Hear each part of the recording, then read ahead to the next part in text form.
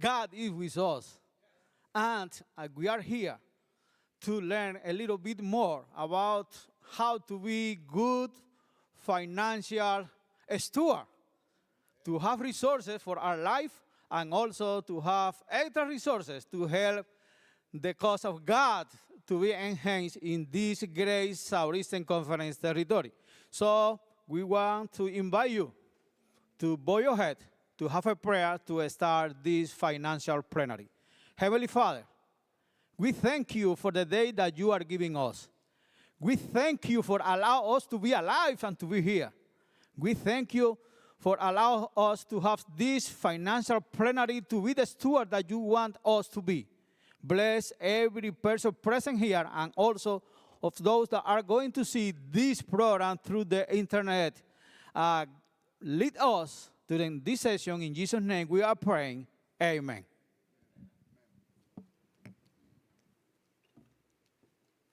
Good morning, everyone. Good morning. So today we have with us Miss Esther Charles.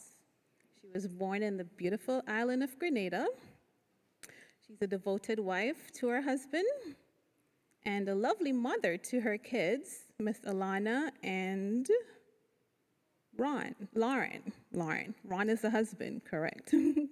She's a committed member of the Seventh-day Adventist Church for over 30 years.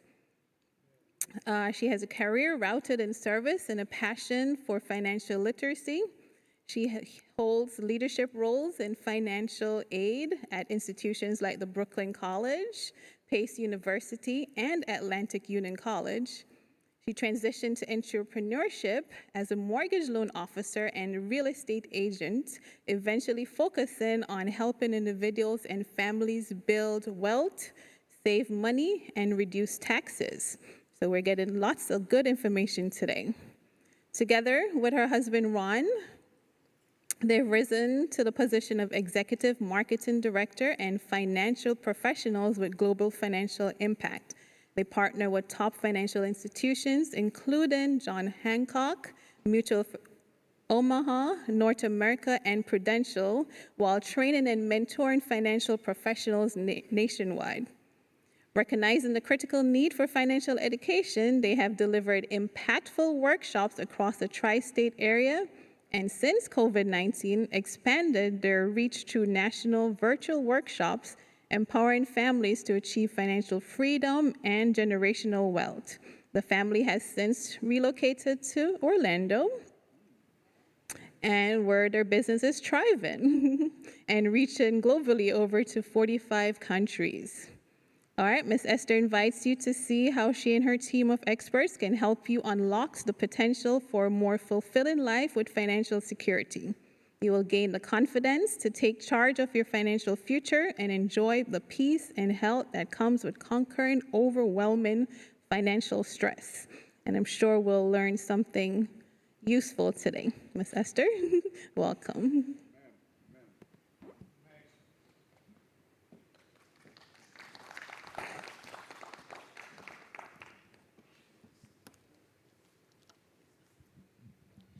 Good morning, everyone. Okay. All right, so it's truly an honor and a blessing to be with you this morning. There's so much to share, and I thank God for the knowledge that He has blessed me with and the experiences that He's blessed me with, so I can now share that with you, and hopefully from the knowledge that you hear, you learn today, that this could grow your financial confidence. It's not just only getting financial knowledge, but it's growing your financial confidence. Who here would agree with me that many times you're afraid to make a decision because you just don't know? And a lack of knowledge leads to inactivity, right? So today, hopefully you brought a notebook, right, because we're in class, right? Hopefully you have a pen. Okay, this is 2025. You brought your iPad, right? You have your phone, your electronic notebook, or whatever it is, that you're going to take some notes so that as we go through, and I do want you to, as we go through this, as questions come to your mind, I want you to write them down, and then we're going to have a period for Q&A, so you can ask your questions, because I want to make sure that when you leave here, you have clarity, right? Clarity is how to move forward and how to take care of yourself financially, because I'm pretty sure we all agree that no one else is going to take care of us, outside of God, right?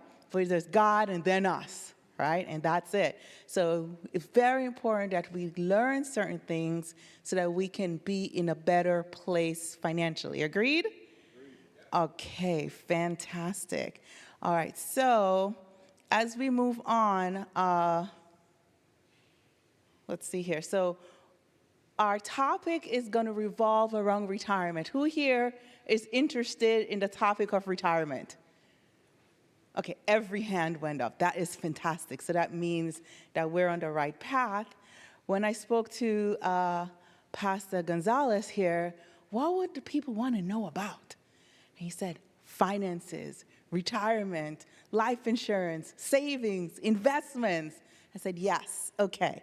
So today, our topic is going to go around fixed indexed annuities, 401k plans, the pros and cons of retirement planning, okay? So let's talk a little bit about our content. Let's see if I got this. So there's an overview. We're going to do a SWOT analysis. You're going to learn what a SWOT analysis is. You're going to love this. Traditional retirement accounts versus FIAs. You're going to learn what that is too. Types of annuities, qualifications, and we're going to talk about our team. All right? So, who here agrees with me that the current way is not working? Who here thinks that there's a problem with our system? Okay, I got a couple of hands. Okay, great. I want to read to you a couple of statistics, and please feel free to take a snapshot of everything that you see here. None of it's proprietary. You can take a snapshot of everything, right? It says here, $182,000 is the average retirement account balance for someone between the age of 60 to 62. All right, now don't tell me if that's true for you, but I'm just saying, I want you to pay attention. This is across America. 60 to 69, $182,000. Do you think $182,000 is sufficient to take you through retirement? No. But this is the average across America, okay? 63% of people are living paycheck to paycheck. Who believe that to be true? Yes? Okay. 67% of people have never sat down and made a financial plan. 68% of people say they're not on track to retire. That's crazy, since we have a vast aging population, right? There are 78 million baby boomers that were born, and right now, about 11,000 of them are hitting retirement age every single day. Yet, 68% of them say they're not on track for retirement. But whether you're ready or not, right, just like the coming of Christ, it's here, right? It's going to be ready for you whether you like it or not, right? 60% of Americans get diagnosed with some form of illness. Do you know anyone who had a heart attack, stroke, cancer, right? High blood pressure, diabetes. Okay, don't talk, everybody. Okay, so let's not talk about that one. But it's so important that we pay attention. Now, I'm going to go into a heavy part of it. I want to make sure, before some of you fall asleep here, that we get some concepts. So there's something called the 3 rules of money. Who here have heard of the 3 rules of money before? Nobody. Okay, this is going to be good. Okay, let's see if I got this clicker right. Oops, went too far. 3 rules of money. Rule number 1. Please take a picture, everybody. Please take a picture, everybody. This is a conversation you can have with your spouse, with your kids, with your grandkids, with your parents. Very important. I personally believe that these 3 rules of money should be taught in high school, maybe even junior high, right? College for sure, but it's not being taught. So who here has heard of the rule of 72 before? Anyone? 2, 3 people. Okay, great. If I were to ask you to come up here to the mic and explain to me how the rule of 72 works, can you do it? No, but you've heard of it, so that's great. So I'm going to give you the very short way to explain to a 5-year-old the rule of 72. Ready? Okay, maybe a 6-year-old. Take the number 72, divide it by the interest rate you're getting, and that will tell you how long it's going to take your money to double. Take the number 72, divide it by the interest rate you're getting, that's going to tell you how long it's going to take your money to double. Question, is your money doubling important to you? Yes. Yes, that's a biblical principle, right? Right? Yes, Matthew 24, just me? Right, you're supposed to double your money, right? Can't have it sitting buried in the sand. We got to double your investments, very important. So let's pretend you're getting 1%. 1 goes into 72 times, and that means it's going to take how many years? 72 years for your money to double. Who has 72 years to wait? Who has 72 more years here? I don't know, we all hope we got to 72, right? But so important that we pay attention to this rule. Now, if you're getting 4%, let's just say we got a little smarter, with 4%. Let's say we all had $10,000 today. We put it in investment. We're getting 4%. 4 goes into 72, 18 is 18 times. So that means it's going to take 18 years for your money to double. Better, right? What gives you 4%? High yield savings accounts, CDs, they give you about 4%, right? Give or take, right? So now let's pretend we're all 29. Right? We're 29, 10,000. By the time we're 65, we have 40,000. Can you retire? No, absolutely not. 6% doubles every 12 years, but if you're getting 12%, it doubles every 6 years. See how important it is to understand this rule? Who here thinks this rule is important? Right? Who's here is going to apply it moving forward? Absolutely. Anything that you have to do with interest, you need to use this rule. This also, now let's look at this. The same, let's just say with 4 of us lined up here. 4 people.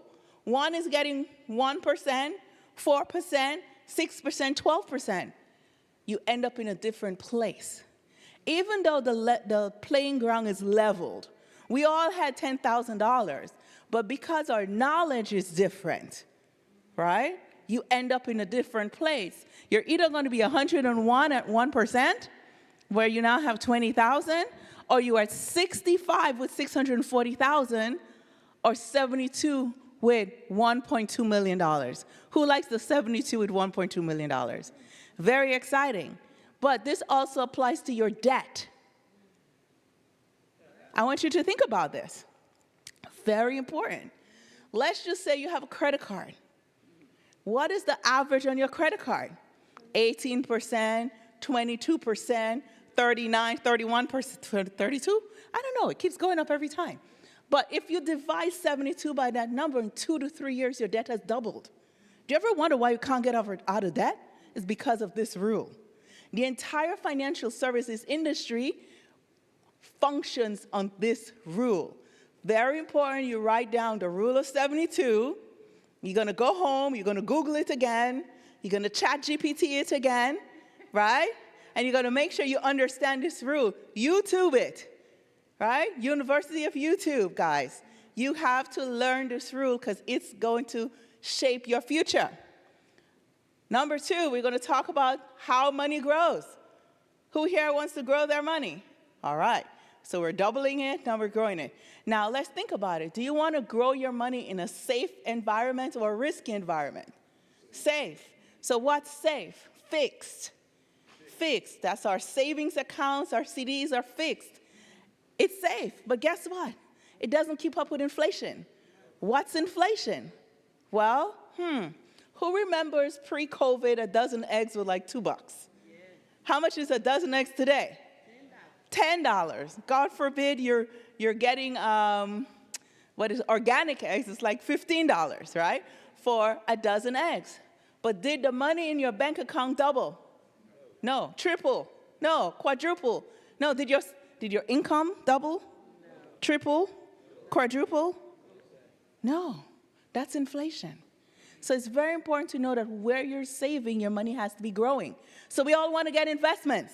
And we go into a variable market. What's the definition of variable? Anybody variable? Unstable. Google it. Nobody has a dictionary these days. I heard my encyclopedia is out of use. They're just for propping up, the table right now, right? So you want to get variable investments. So we go in the stock market, right? What's the problem? You can make 100%, but you can also lose 100%. Has anyone here lost money in the market? A couple of people, right? So very important. So if you're saving for your future, do you want to be in, do you want to have guarantees or no guarantees? How much of your money is important to you? Some of it or all of it? How much of it can you afford to lose? None. Okay, but we all go into variable investments. So we have to understand the risk, right? We're going to have to understand the risk. Then there's something called indexed accounts. Who here have heard of index accounts? Okay, a couple of people. Great. So there's English is a very interesting language. You can change 2 letters and it becomes a totally different thing. So we have the index account, INDEX, which is like the Russell 2000, the S&P 500, etc. Those are the indexes. And you have an indexed account, INDEXED. That means something totally different. So with an indexed account, so indexes or index accounts goes up and down with the market, right? But INDEXED accounts goes up when the market goes up and locks in. And when the market goes down, you don't lose any money. And when the market goes back up again, your account value goes up and locks in. It's like going up a flight of stairs. So how would you like your investments to go? Variable up and down or indexed? Grow, lock, grow, lock, grow, lock. So I'm not saying that all of your money should be in an indexed account. But who here have heard of diversification? Yes. How important is it to diversify? Very. So you can have some of your money in a fixed account, like your emergency fund. Then you have some money that you can afford to play with, and you're not going to cry if you lose it in your variable account. And then the money that's earmarked for your retirement should be indexed. All right? Important. So you want to make sure your money is growing in a protected environment. Then let's talk about taxation, my favorite subject. Who here loves to pay taxes? Not a hand went up in the room, my goodness. Well, we do have to pay for the roads. We do have to pay for police officers. There's certain things that we need to pay for, so we do need our government infrastructure, so we do have to pay some taxes. But you should not be paying more than your fair share. Exactly. Not more than your fair share of taxes. So there are 3 places your money goes into, and let's talk about the taxation. You have tax now buckets. These are your brokerage accounts, your savings accounts, your mutual funds, your CDs. Guess what? They're taxed every single year. You make income, you pay taxes. You put money in those accounts, you pay taxes a second time. Be aware of that, okay? You pay taxes on the growth. Then you have your tax nailer accounts. Say, well, I don't want to pay taxes now. I'll pay that retirement. Who here said that's a great idea? Let me pay the taxes till later. Let me ask you a question.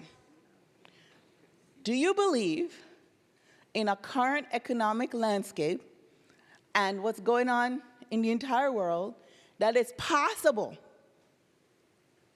that taxes are going to go up in the future? Yes. So it's possible, right? It's possible to go down, but it's really possible concerning, the cost of COVID, the relief efforts, our wars, Social Security, Medicare, Medicaid, and all of those things that are underfunded. How does the government make money? Raise taxes. So in order to solve their problems, they're probably going to raise some taxes, right? And come January 2026, we have some tax cuts that are slated to expire. We'll see. So the question of the day is that it's more than likely your taxes is going to go up in the future. Second thing to consider, when you get older, you lose deductions. Your house is paid off, so you're no longer deducting your mortgage interest.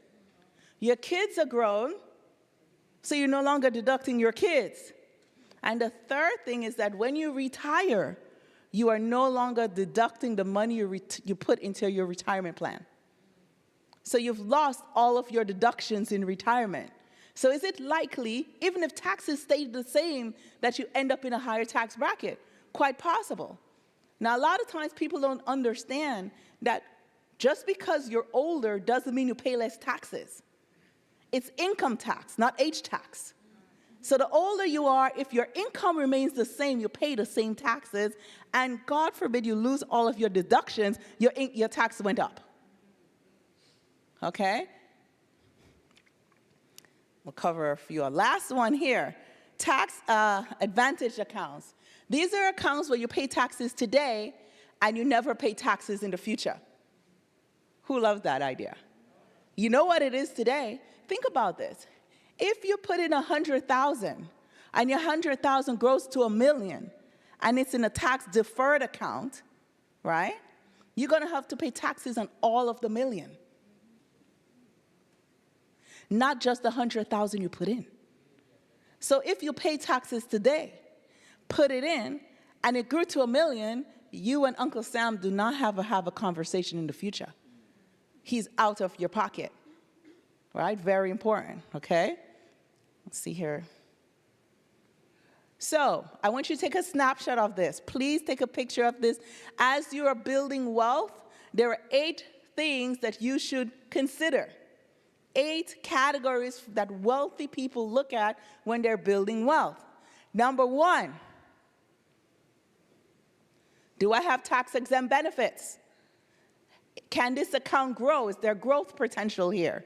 Can I make high rates of return? Is there any risk of losing? Is this money insured? God forbid this business goes, this company goes out of business, the market crash. How is my account protected, right? Can I access to it? Is it liquid? Do I have to wait until I'm 59 and a half, or can I get that money anytime I want? Can I leave a legacy for my family? How does that replace my income? God forbid I pass away. Does my family have to go through probate? You know what probate is? When everybody goes to court and fights over your assets? How do you avoid probate? And the last thing is, God forbid I got sick and I'm unable to work. How can I liquidate this account to take care of me while I'm ill? Right? So I want you to think of where you are currently saving, whether it's the bank, the 401k, IRA, TSP 403b, 457, a Roth IRA. How are those accounts lining up with those 8 checkpoints? I want you to think about that, right? I know this is a lot of information. It's okay. You don't have to get it all once. Thank goodness this is going to be online. You can go back and look at it later and take your time and go through the process, right? But you've all heard of what banks and 401ks and IRAs, right? You've heard of that. But have you ever heard of an FIA? No. Have you ever heard of an IUL? No. Look at how many green check marks they have. Isn't that amazing that the ones that have the most green check marks you're not taught about? Well, we're going to learn a little bit about them today, okay? So let's get to the heart of it, the benefits of retirement planning. All right. Whoops. Go back. Okay. What happened? The benefits of retirement planning. Okay, I guess that animation is not working. Don't worry. We don't panic. We what? We pivot. We do not panic. We pivot. Have you ever heard that before? I want you to write that down. When things happen in your life, you don't panic. You pivot. You make a different move. That's why we have sovereign, awesome God who provides provisions when things don't go the way we planned it to go. So, you can take notes on these. I'm going to read them out to you. What are the benefits of retirement planning? Maximizing your retirement account, minimizing debt, minimizing taxes. So you want to strategically avoid taxes. You need to understand the pros and cons of healthcare costs. You want to diversify your investments, and you want to create a withdrawal strategy. So we're going to cover all of those today. Who here has a 401k, a 403b, an IRA, a TSP, right? What are the benefits of that? We all are told that we need to have a retirement account. Well, the benefit is that, number one, let's see, this one works, okay? We get an employee match. Well, everyone used to get an employee match. Today, I'm not sure if you get a match or not, or maybe they only match 3% or up to $300 or whatever it is, but there is an employee match. That's a benefit, right? You have high contribution limits. Do you know that the government allows you to put in $23,000 a year right now? And if you're over 50, you can put in $30,000? Have you ever wondered why they allow you to put so much money in? Because that's what you're really supposed to be saving. And I asked that question, like, why do they allow $23,000? That's the amount you should be saving every year in order to effectively retire comfortably without worry. Who has ever heard that before? No one. They tell you save what you can save. But what you can save doesn't take you to where you want to go, right? And I'm saying this to you, for those of you who are older, I want you to take this conversation to your children. It's not just what you know, it's the lives you impact with the things that you've learned, right? Maybe it's a little bit late for you, but it's not too late for them. Now it's time to evaluate, can the current job that I have take me to where I want to go if I really need to save $23,000 a year to get there? No, maybe I need to assess what I'm doing for work, right? And sometimes we have to ask ourselves hard questions, okay? Pre-tax, Roth advantages, that's awesome, right? You can put money in pre-tax or you can take advantage of Roth accounts, right? Automatic payroll deductions. Some people don't have the discipline to save, so it needs to come out automatically, right? And there's a host of investment options. Those are the benefits. What are the cons? Market risk. You can lose money in your 401k. Limited investment choice based on your employer plan. You have to have RMDs. Do you know you're required to take money out of your 401k when you're 73? Mandatory. And if you do not take it out, there's a 50% penalty plus the tax of what you didn't do. RMDs are important. I want you guys to write that down, right? There's an early withdrawal penalty. If you take the money before 59 and a half, is there a penalty? Yes, 10% plus the tax, okay? And there may also be management fees and advisor fees, and those are about 1.5% of the account value. So imagine you have $1 million, right, in your retirement account, and you're paying 1.5% every year for management fees over 30 years. It's a whole other question. So that's a whole other class. That's another thing. Okay, so let's talk about something called a fixed index annuity. What are the benefits? Principal protection. No loss of your original investment account due to market downturns. No losses of investment due to market downturns. Doesn't that sound great? All right? Tax deferred growth. Guaranteed lifetime income. Who here has a pension? Most people do not have a pension. Pensions are like the way of the white elephant, right? It's gone, right? So very important that we understand you can create pension-like income with a fixed index annuity. No contribution limits.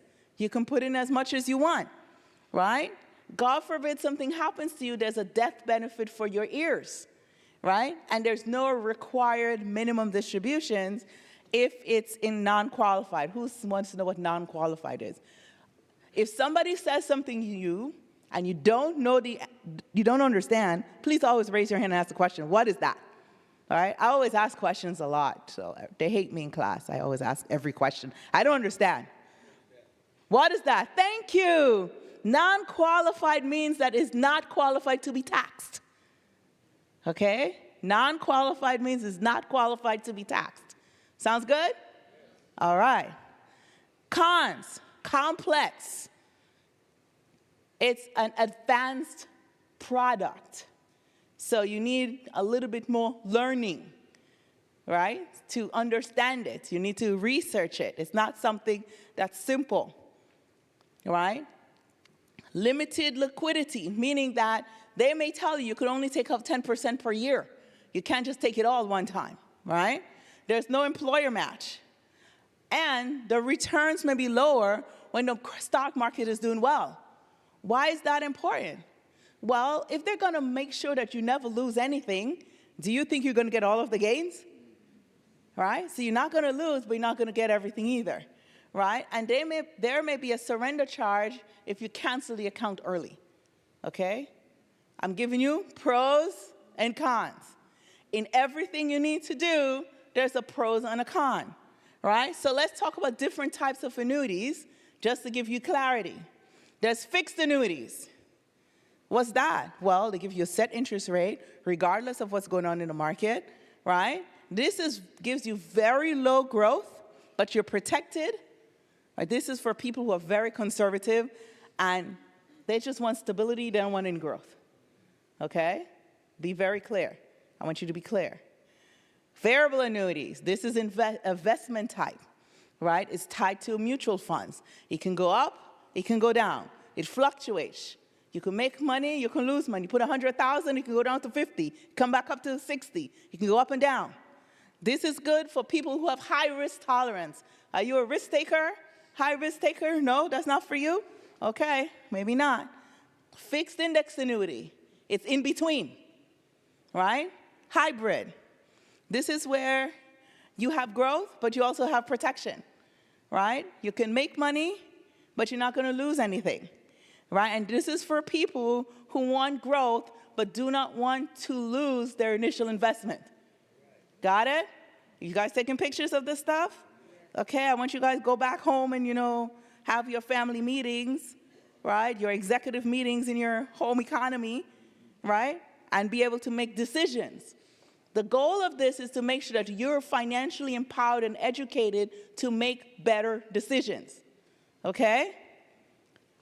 When you're looking at your retirement, you have to do what is called a SWOT analysis. It's not just for your retirement, it's something that you can apply to your entire life, right? What is SWOT? Strengths, weaknesses, opportunities, and threats, right? So the strengths are the internal positive attributes of your current plan. What's positive about it? The weaknesses, well, what internal factors can prevent it from growing, from having great performance and being competitive? Opportunities, how can you leverage it to increase performance, reduce taxation, and increase the longevity of your plan? Do you guys know that the average person runs out of money in their 401k in 5 to 7 years after retirement? I see a couple of people know what I'm talking about. You run out of money. They told you your 401k is for your retirement, right? Guess what? Pension means income for life. 401k does not. Once your account balance goes to zero, you have no money. Okay? What are the threats? What are the health challenges, economic downturns, regulation changes, or technology disruptions that can impact your retirement plan? You need to sit down and write down these 4 quadrants and see where your plan lies. I hope this is helpful so far. This is a high-level class. You guys are all high-level people, so I didn't want to give you investment 101 class. We're going a little overboard here. Who here has heard this guy, Tony Robbins? Anybody heard of Tony Robbins? He wrote a book. It's called Money, Master the Game, 7 Simple Steps for Financial Freedom.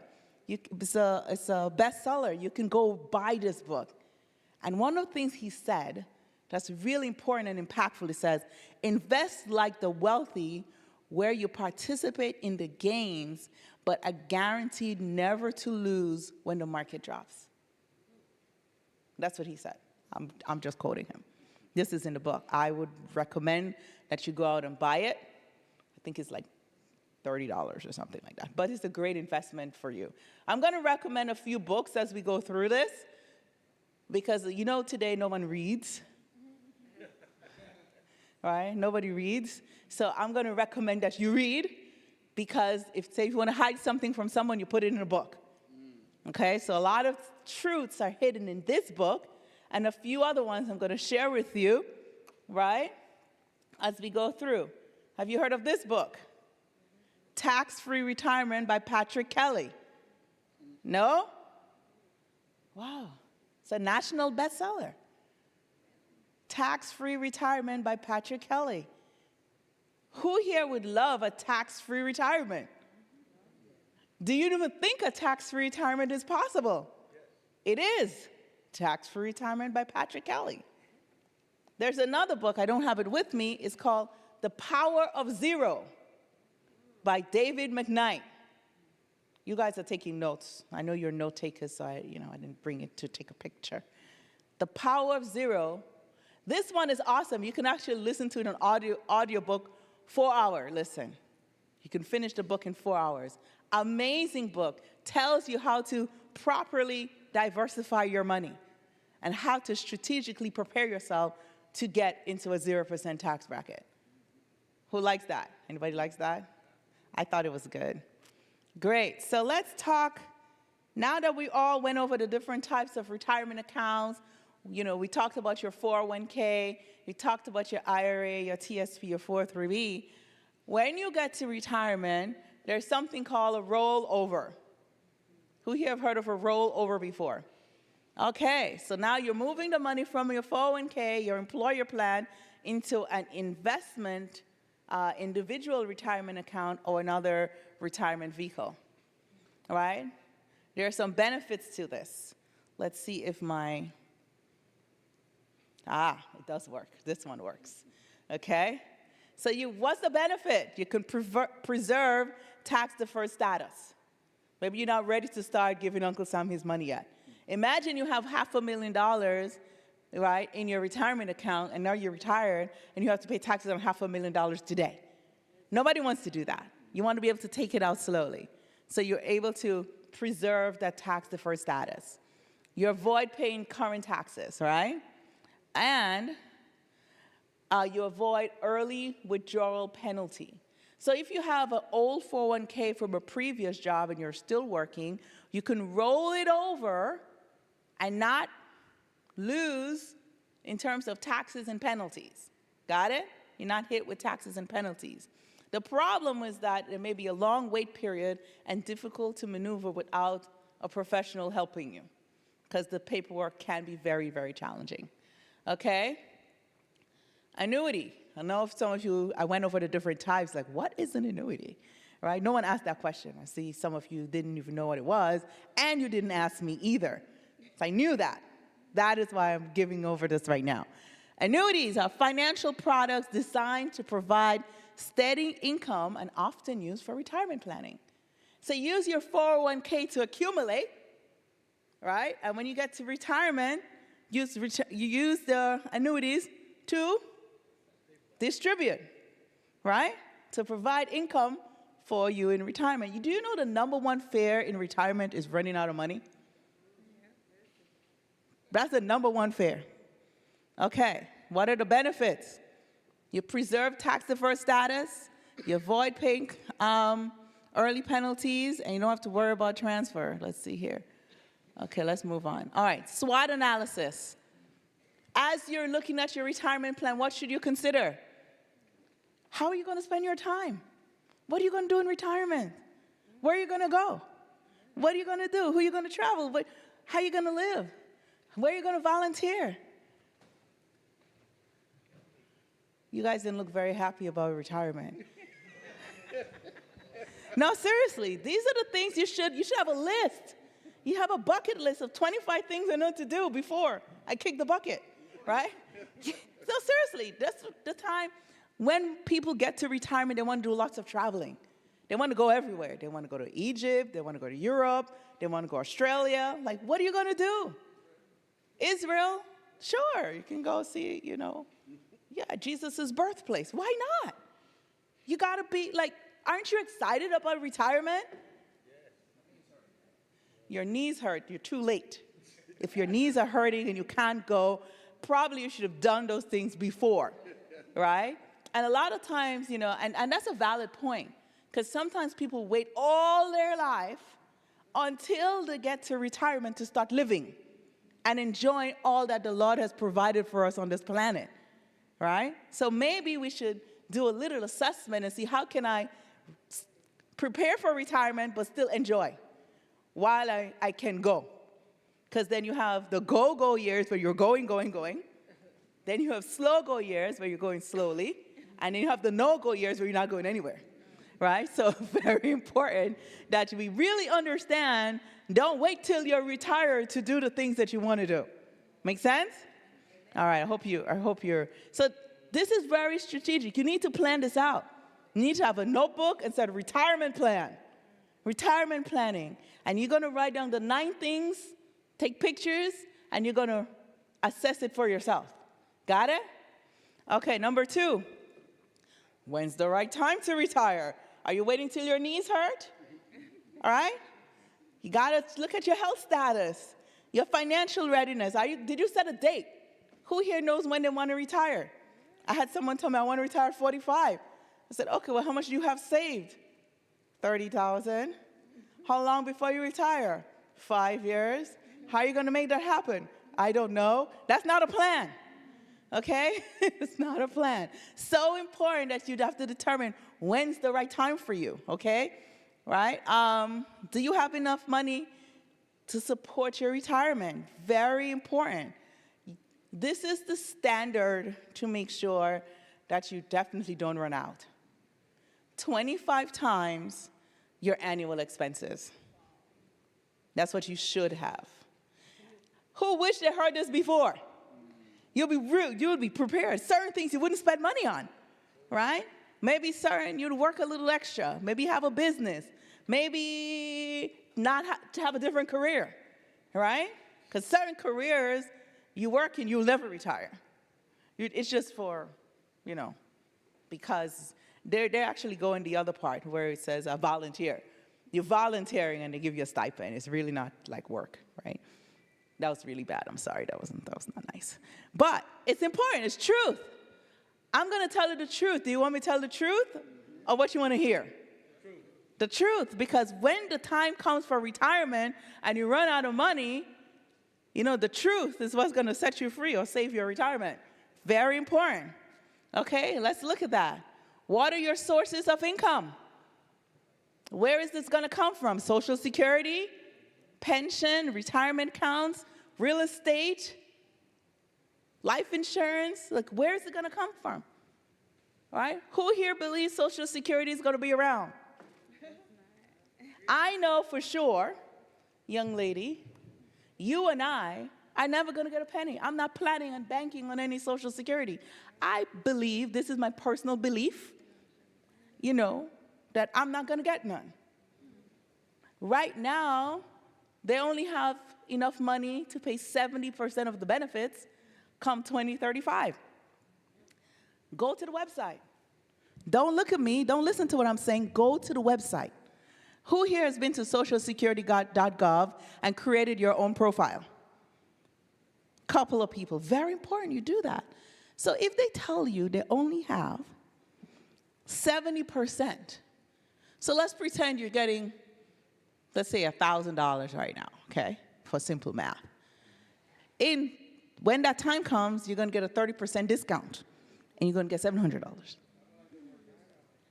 Well, a pay cut, however you want to call it, because they don't have enough money. So they can't give you what they don't have, and they're telling you this. If they're telling you that by 2035 they don't have enough money, why are you not listening? Why are you like the proverbial ostrich burying your head in the sand and pretending it's not going to happen to you? I know I asked tough questions. Sorry. I apologize for my tough questions. How are you going to manage your health care and long-term care costs? It can be significant in retirement. Who here knows someone who had a heart attack, stroke, cancer, or maybe got, what is it when you get insulin and you got you're on dialysis, right? Or maybe you can't walk, or feed yourself, or clothe yourself, or go to the bathroom. I heard a story this morning, and with my husband, we're driving in the car, and we were listening to this, and it says that, and please forgive the story, and I'm trying to be sensitive here, right? It was funny to me, but may not be funny to other people. Said that Susie's husband got a stroke. Susie never worked. She took care of the kids and, the home, and they were depending on his money for retirement, all right? But because he got a stroke, he had to go to a nursing home. And because he had to go to the nursing home, they had to divert his IRA to the nursing home. So Susie got to keep the house and only $150,000. And all the rest of the money went to where? The nursing home. It would have been better off if Susie's husband passed away. Because had he had died, because, she would have gotten all the money. And I was like, oh my God, that's terrible, right? So have you ever, maybe not you, but some people wish that the sick people in their family pass away. Because the burden of caring for that person, your life is on hold, you're caring for this person, the financial cost. Maybe you didn't prepare financially. Maybe you didn't have long-term care or living benefits to prepare. That's a real cost. God forbid something happens and you need full-time care. How much does it cost? In the state of Florida, it's about $5,000 for 8 hours of home health care aid. $5,000 a month. If you go to a nursing home, go to Genworth. If you Google online, go to Genworth, healthcare costs, put in your state, put in your zip code. It will tell you exactly what the cost is. Genworth, long-term care, very important. Because we all think that we're never going to get sick and we're never going to die. We're all going to be, taken up. Jesus is going to come now. But how many people Jesus comes for them before they're ready to go? Because they got sick and passed away, right? It happens. So it's very important that you prepare. He says, occupy till I come. He didn't say, wait, it's Jesus will take care of me and you do nothing.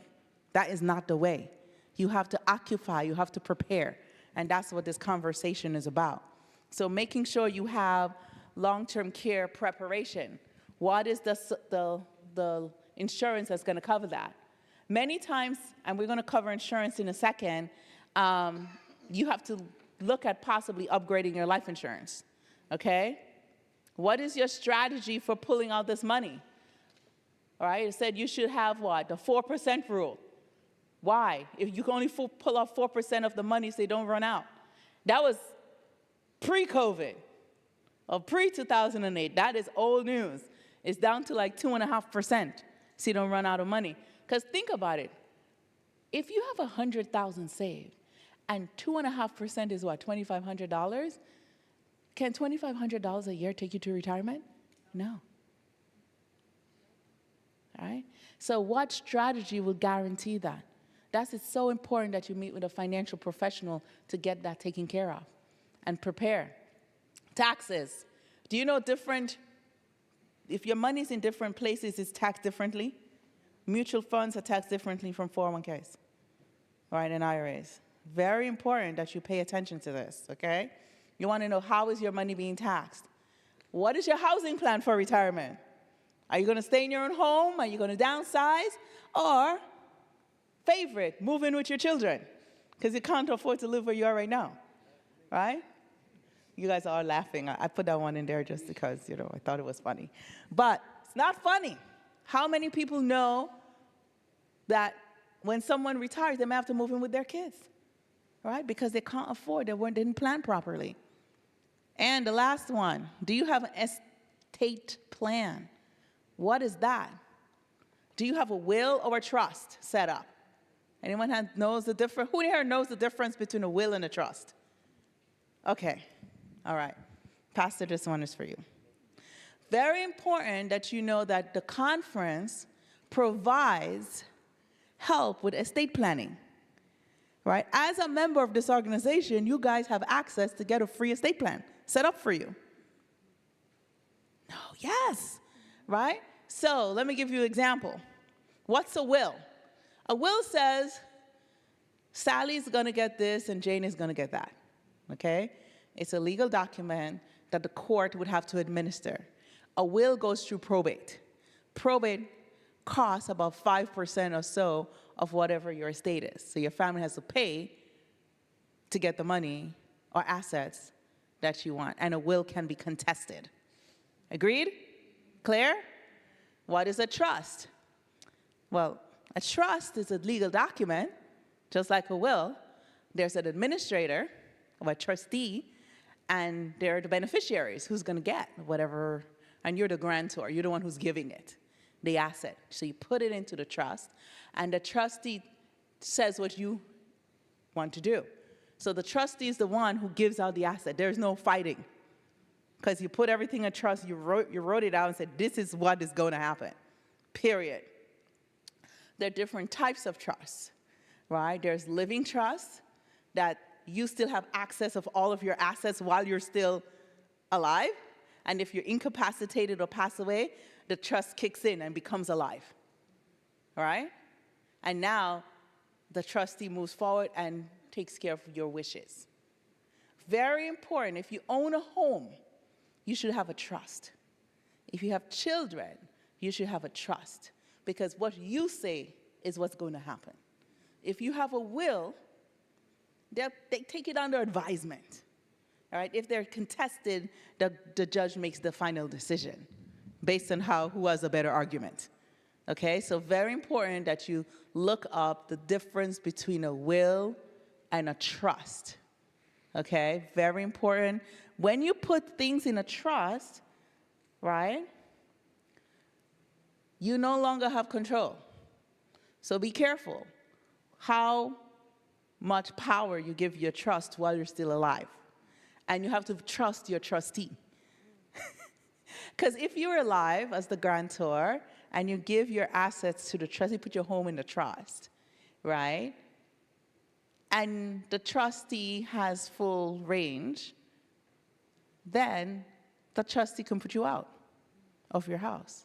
If you didn't put in the trust, you have a life tenancy that you can live in your house as long as you live. They cannot put you out. There are certain things you must make sure that you deal with an attorney to make sure that the trust is to what you want. Make sure you are protected, but it also protects your assets from predators and creditors. If you left $1 million, I like to say $1 million, just I say it a lot, right? Yeah. If you left $1 million for your daughter, who's 16 years old, she turns 18, is it possible that if it's in a will, someone can find out about it? Like a predator, befriend her, try to find out about it, and now they're making friends, and next thing you know, they've squandered away your money that you put away for your child. That's why it's so important to have a trust. You know, okay, trust is private. It's not in the public domain. Nobody sees what's in your trust. It's not registered at the court. Got it? So now your daughter she graduated high school. She gets $20,000 to buy a car. She goes to college. The bill is paid, right? And she gets X amount of money to support her over time, right? And when she is responsible enough, maybe 30 or more, you get to decide that you know your kid, then she gets the bulk of the money. Make sense? So many times I heard people say, oh, I got mine, she got to get hers, or they got to get theirs, right? You worked hard for yours, and your kids can get their own. There's a quote in the Bible who says, lay up treasure on the earth for yourself, right? Everybody read that? Nobody? Nobody heard that? Yes? Lay not up treasures on the earth for yourself. But on the other side, it says, a good man or woman lives an inheritance for your children's children. So what does that mean? The treasures that you put together are not for you. It's for your children. That's a biblical mandate. True or not true? No, you guys don't want to talk to me right now. It's like, okay, fine. I'm just telling what I read. I've only been around here for 30 years. Maybe you guys have. It was in the Bible when I got it. I didn't put it in there, So that's a good one. Thank you. Right? So I just want to make sure that you got that. Okay? So assessment. I want to ask you guys, ask some questions to yourself quickly. Is it possible for taxes to increase in the future? Yes. Can the job you're doing now currently give you the means to retire comfortably? Maybe. Right? What kind of life do you want to live in retirement? I need to sit there and spend some time to think about that. Okay, when was the last time you reviewed your financial and retirement strategies? I don't know. I've never done that before. Is it possible for the market to go down before you reach the age of retirement? Yes. You don't believe me? 2008? Yes? This year? Yes? 22? Yes? Okay, great. I want to make sure. Do you know do you know anyone who's getting ready to retire just on Social Security? Yes. Can Social Security furnish your lifestyle in retirement? I don't know, maybe. Okay? The quality of the questions you ask yourself, right, determines the life you live. Please take a picture of these questions for yourself. Okay. This one stays. Want me to go back a bit? Okay. I'm moving fast now. I heard my time is running out. I don't have a timer. How much time do I have? We can talk for the rest of the day. 20 minutes? Okay. All right. Good.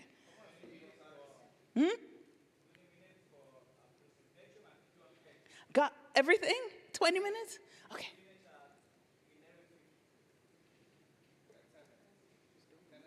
Okay.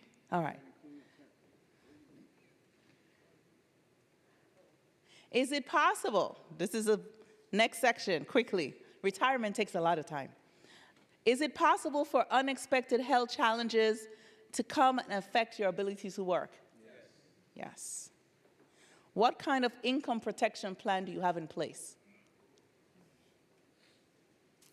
How would it affect your family and your future if you're unable to work? All right, there's a break slide. That was supposed to be the break. We finally got to the break. Okay, so life insurance. Okay, I'm going to give you the super fast life insurance. We got like 5 minutes. Nobody likes life insurance. I heard life insurance is, when you die, someone else gets the money. Right? Nobody likes life insurance. Okay, that's what I heard.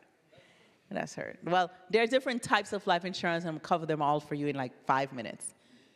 In 1920s, right, there was something called term insurance. Right? Term insurance. How does it work? You die, they pay. You don't die, they don't pay. And you have to die in time. No, seriously. Because you have 10-year, 20-year, 30-year terms. I heard a 40-year term right now. So if you don't die in those 20 or 30 years that you decide that you're going to get, you don't get any money. All right? This is the cheapest form of life insurance there is. You have to die in time.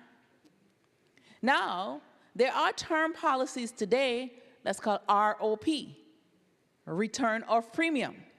But it's more expensive. It's probably 2 to 3 times more expensive than your regular term. But at the end of the 30 years, you didn't die, they give you back all your money. It's like a susu.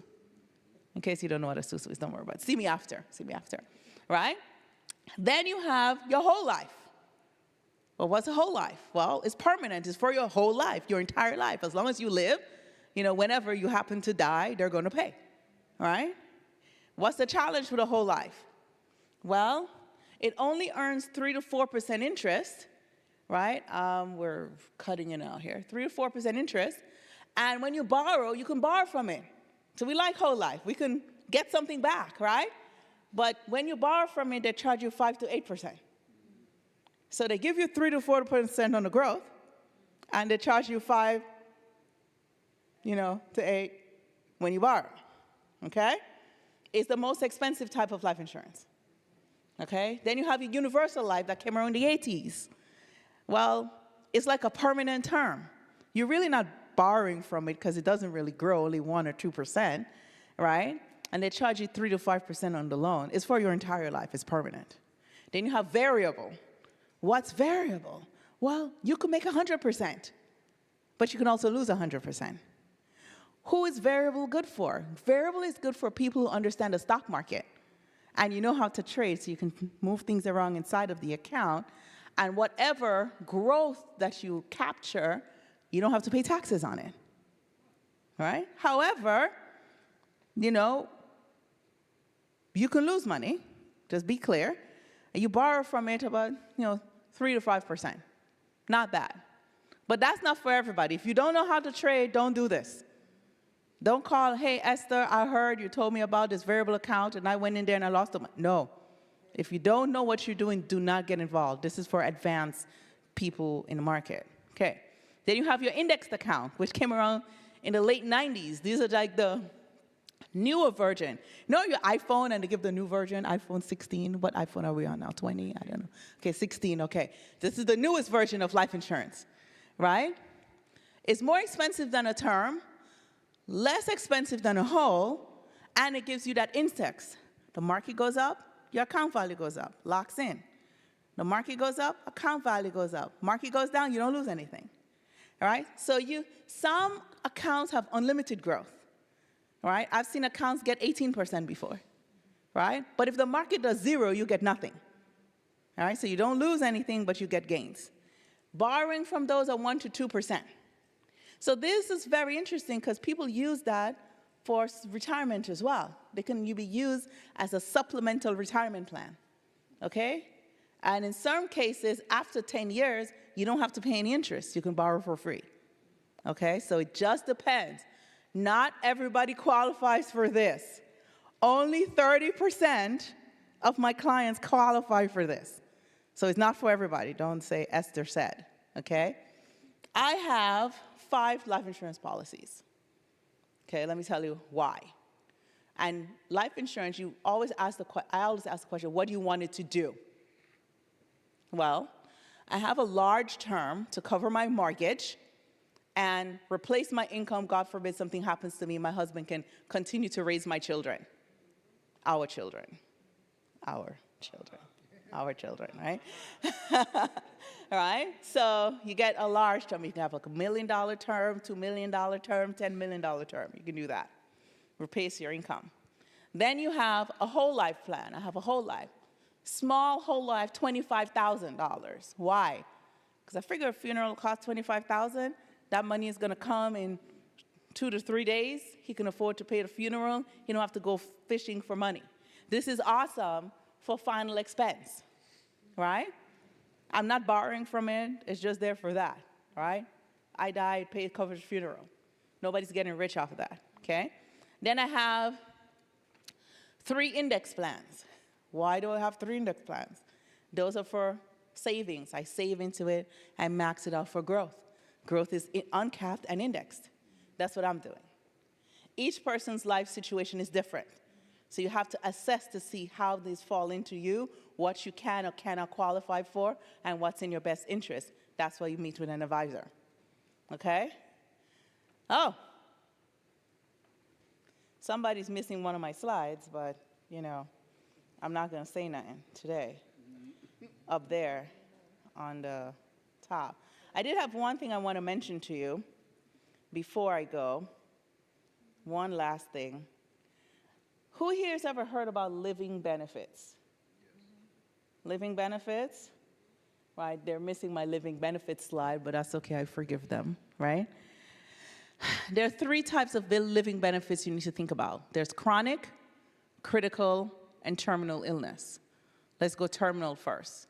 Terminal says that you can liquidate up to 100% of your life insurance while you're still alive if the doctor says you have less than 12 months to live. Usually all life insurance comes with a basic terminal illness plan, right? So if doctor says you have less than 12 months to live, submit a claim and get 90 or 100% of your money, okay? You may be able to go get treatment in a different country that is not approved in the US to save your life. Or go take your kids on a fantastic trip someplace to, memories or whatever. Then you have chronic illness. What's that? If you can do 2 out of the 6 activities of daily living, feed yourself, clothe yourself, eat, bathroom, move around out of a bed or something like that. If you cannot do 2 out of that, that's a chronic illness. And you can't do it for more than 90 days. You can liquidate 2 to 4% of the life insurance while you're still alive. They send you a check every month. Okay? So figure, you have a $100,000 policy, they send you $2,000 a month every month as you're living and you didn't die yet. Okay? Living benefits. Got it? Then we have critical illness, heart attack, stroke, cancer, blindness due to diabetes, paralysis, kidney failure. They will give you 25% of your life insurance per year per occurrence. So something happens to you, you got $100,000, check for $25,000. Make sure you have your doctor fill out the paperwork, submit the claim. You're benefiting from your life insurance while you're still alive. Got it? The question is, what kind of life insurance do you have, right? When was the last time you audited your life insurance? And what kind of living benefits do you have? Is it just for death? You have to die? Or is it possible that you might get sick before you die? Quite possible. And how do you access the funds? If you have the wrong type of plan, then you have to keep paying even though you're no longer making income. Or if you're sick. So you want to make sure you get a life insurance audit. So you audit your taxes, you audit your retirement plan, and you audit your life insurance. All right. I hope you guys learned a lot. I said a lot, and I hope that you learned something to utilize when you get back. Now, questions, microphone. You give a call to your life insurance professional, and we call your company, and we have 12 questions. So the question was, let me for those online, I'm sorry. Let us ask our question on the phone so it can be recorded. Oh, yes. So ask the question again. How do you audit your life insurance? How do you audit your life insurance? Well, we'd have to call your life insurance company and ask them a series of questions, right? So we've actually created an audit, my husband and I, and we're helping you call and ask these series of questions so you gain clarity on what your life insurance can and cannot do. Once you audit your life insurance, then you could make an assessment to see, do I keep this or do I upgrade it? Is it doing what I want it to do, right? Next question, please. Yes, I know you talked a lot about the retirement. I'm already in that stage. And you say there was only 30% of the people that's entitled to index. Is there a cost difference in there? Why is that only 30% that qualify to have index investment? So there's 2 types of index. There's indexed annuities and there's indexed life insurance. So 30% of people qualify for indexed life insurance. But if you're talking about protecting your retirement account from market volatility, like you see, hey, this year you lost a couple dollars, maybe a lot, you made some money, this year's volatile, then you need to consider an index plan, because the index plan is going to give you that protection where you're not going to lose any money. Now, you just have to go through suitability. All right, that means that you have to qualify, make sure that there are protections in place for seniors. So each company, each state has a series of questions and qualifications that seniors do not get taken advantage of. Make it understand? So that's why an assessment must be done. Great, next question. Good morning. Good morning. I have a question. Sure. What is an ideal age to retire in a perfect world? Okay. In my perfect world, this is different for every person, okay? You have to determine retirement. Let me say it this way. Retirement has to deal with money. If you had enough money today, you can retire right now because you need to be able to fund that retirement. So everybody say, I want to retire at 65. Where did you get 65 from? What about if you had enough money to take you through the rest of your life without having to worry about it, and you're 25, 30, 45, 60, 18? It has to do with how much money. It's called your financial independence number. Okay. So you need to determine, this is how you figure it out. How much money do I need a month to support my life? Pay my bills, pay my mortgage, food, rent, car, travel, eat organically. You got to put that down. Whatever that is, your investments need to yield enough to cover that every month. Then you're retired. Okay. Say I have minimum of everything that you said was safe to have. Okay? So you go the conservative route, you spend less money that you have to, if Which I you go should. that right, can I retire by like 40? Yes. Okay. You could retire at 40, but you need to sit down with a financial professional to make sure you not just retire, but you stay retired. Okay. So there are people who retire, and then a year later they go back to work because they realize they didn't have enough money. All right? I've seen doctors who go back to work at 72 or 78 because they don't have enough money. The average doctor has 1 to 2 years of their salary saved up. So your doctor is making $500,000, he has $1 million saved. Then he realized, holy guacamole, I don't have enough money, I need to go back to work. Okay. Got it? So it's all about how much. Assessment. Next question. Hello. Hello. Okay, so I've been thinking a lot about diversifying my income. When it comes to the variable part, are we talking about the stock market? If so, are you able to give me some ideas on which stocks to invest in? Okay, great question. I usually follow a rule. If I buy it, I invest in it. That's the rule. Because if I'm buying something, I'm investing in what I buy.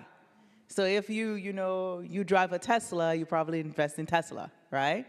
So if your phone is from Verizon, you probably invest in Verizon. If you're doing T-Mobile, it's what you have to have a relationship with what you're investing in. I think that's a great rule of thumb to follow. Also, you have to think, if the market does go down, is all of your money in that account? And if it does go down, how would you feel if you lost 20% of that money, 30% of that money, 50% of that money? How would you feel? In 2008, people jumped out of windows because they lost 50 to 80 to 90% of their investment. They just said, oh, it's over for me. And they just committed suicide. Not that this is happening in this group, but this is the reality. So they have to, how would you feel if you lose money? And that's how you get to assess where and how much risk you're going to take. Make sense? Because there's different types of risk. There's systematic risk where, if the market goes up and down, you lose money. No control over that. Then there's risk that comes inherent to the company. Let's just say it's Verizon and the chip that they're making, the manufacturer blows up. Now they can't make that part of the phone anymore. I don't know, whatever, right? That affects that. So it's very important. Those things are different types of risk. You have legislative risk. If they raise the taxes, that goes up, right? So it's a different types of risk that goes along with your investments. You have to take a look at that. Investments equals risk unless, of course, it's indexed or fixed, right? So you have to diversify across, right? Not all fixed alone doesn't grow, but you have to have a measure of risk and what we call controlled risk or managed risk. Got it? All right. So I think we covered a lot today. I think we're at time. I see my timekeeper walking over here to me slowly. I do have a couple of forms I'm going to hand out to each of you to take with you, just to in case you didn't take any notes, right? I have that for you. And a budget form, which is this is where you start with your budget, and then we move from there. And I do have my contact number on here in case you have any additional questions that you want to reach out to me. So thank you so much for your time. I hope you learned a lot. I appreciate you all, and God bless you. How good has been to be here today, right? I have learned a lot for the second time, Esther. It's the second time that I hear you. I'm really excited because the wise people in the campground are here in the room today. How to retire comfortably, how to make our finances grow, how to have a stable life, and also how to help the God cause go forward, because when we are blessed, we can bless other people. Nobody can give what they don't have. So today at 3 p.m. in the dining room, and I'm going to have a one-on-one consult time. So if you want to learn a little bit more about what we have today in the morning, I'm going to be personally in the dining hall to have this one-on-one consult time. And tomorrow at 10 a.m., also in the dining room, we are going to have what we call will clinic or general will clinic. What that means? That means that you can ask general questions about wills and testament. What we are covering, that is not only will, but living will, healthcare will, and part of attorney. What are the needs for those documents? So tomorrow at 10 a.m. in the dining hall, I'm going to be also over there to have this general session on will, trust.